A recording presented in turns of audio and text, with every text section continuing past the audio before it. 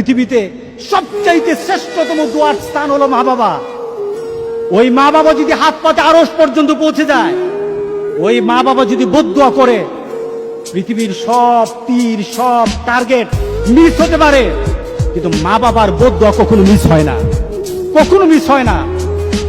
আর সন্তান মা বাবার জন্য যখন দোয়া করে, পৃথিবীর কোন হুজুর, পৃথিবীর কোন বুজুর্গ ব্যক্তির দোয়া কবুলের ব্যাপারে সন্দেহ থাকতে পারে, কিন্তু সন্তান যখন মা বাবার জন্য দোয়া করে, এই দোয়া আল্লাহ ফেলে দেয় না।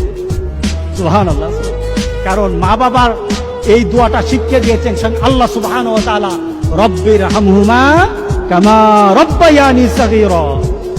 আপনি কবরে থাকবেন, আপনি প্রত্যেক নামাজে আপনার সন্তান দোয়া করবে আপনার জন্য, রব্বির হামহুমা কামা রব্বায়ানি সগীরা। করেন, মা বাবার জন্য দোয়া করেন প্রতি নামাজে বলেন মা বাবার জন্য, রব্বির হামহুমা